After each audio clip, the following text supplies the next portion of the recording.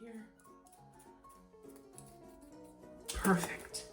Now I think if we can just cinch this up right in the middle, we'll have a nice little bow tie for our little friend.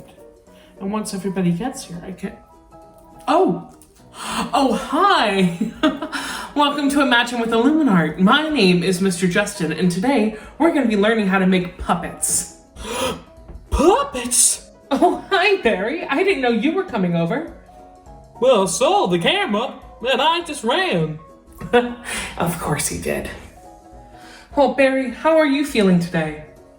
To be honest, I'm feeling a little low. I'm feeling kind of bored and lonely.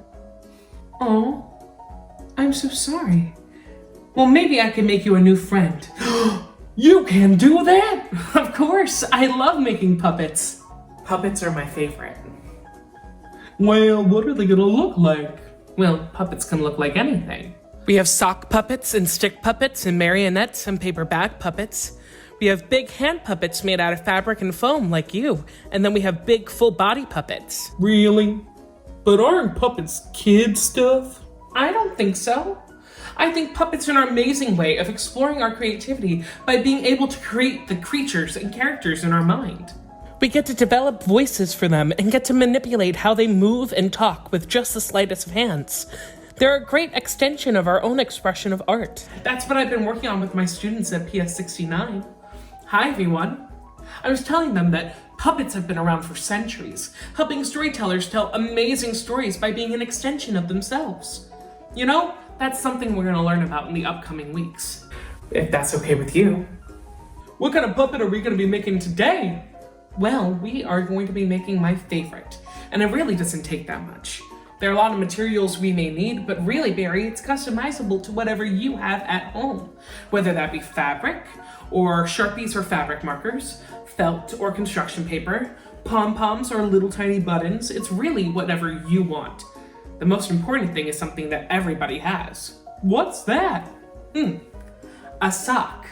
We're going to be turning this simple, ordinary sock into an extraordinary little friend. You're gonna be turning that into a puppy? How? Well, have a little faith, Barry. It's actually quite simple if you follow these instructions. And don't be afraid to ask a parent or an older sibling to help you with the cutting or gluing. For this sock puppet, you're going to need a large sock, felt or yarn or even an old t-shirt or pillowcase, fabric glue or a really good glue stick, construction paper or cardstock, Sharpies or fabric markers.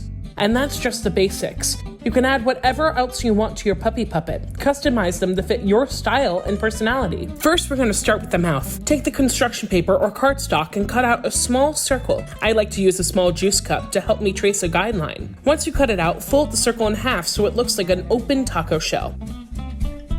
Now take your sock and put it on your hand. Feel out where you want your mouth to be, and it should be in the space between your top 4 fingers and your thumb. Make a little mark either by pushing in your indent or marking it with a small line of Sharpie. Then turn your sock inside out.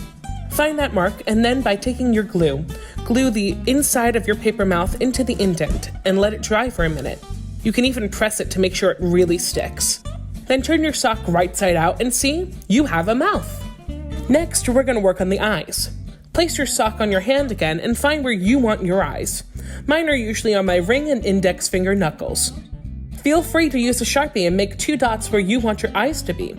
And if you want, that's as far as you have to go. You can just have 2 little dot eyes, but I like going the extra mile. Now you can use googly eyes or even buttons if you have them. They're always fun. But if not, you can always use construction paper, or what I'm doing today, an old pillowcase. It lets the eyes be any color and really makes each puppet special to you. Take a quarter and trace out 2 small circles on your fabric, and then cut them out.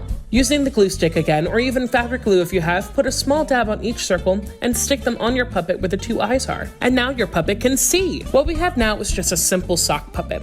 2 eyes and a mouth. But what we're making is a puppy, so it's time to add some fun touches. For the ears, take some felt or construction paper and trace out 2 triangles, rounding out those corners so you can get the perfect ear shape. Now, depending on how floppy you want the ears, you can make the triangles as big or as small as you want. Just make sure they're big enough to hang off your puppy's head a bit, or your little guy won't be able to hear anything. Now for your nose, take the same material for the ears and cut out a small circle, or even trapezoid if you want to get a little funky. You can even take some glitter glue or some glitter spray and put it on the nose so it can look a little wet when it sniffs around like a real puppy. Lastly, for the finishing touch on your mouth, take red or pink material, or even color white construction paper with a marker and cut out a small rounded triangle, like a smaller version of your ears. Make sure it's small enough to fit into the middle of your puppy's mouth. Now put your sock on your hand and have a parent help you glue on all the pieces until you have A sock puppy. Wow, you really did it. Hi, puppy. Arr, arr. There are a lot of ways that you can bring your sock puppy to another level. You can add a tuft of hair by adding on some yarn to the top of its head, or you can cut out some spots made out of fabric and make it into a Dalmatian. You can even make it very fashionable by adding a doll's hat or even a bow tie pasta. So every sock puppy is gonna look different? Yep, that's the best thing about creativity. We can all be working on the same project, but the end result will always have our unique flavor to it. Wow, I want to make a sock puppy and a marionette and a stick. Oh, wait, one thing at a time.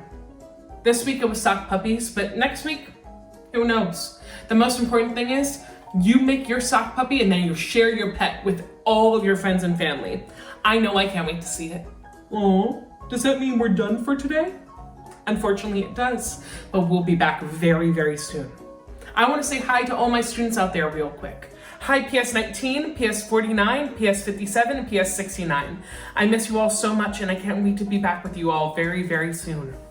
Thanks for tuning in, everyone, and make sure you check out all the other amazing YouTube videos here on this channel.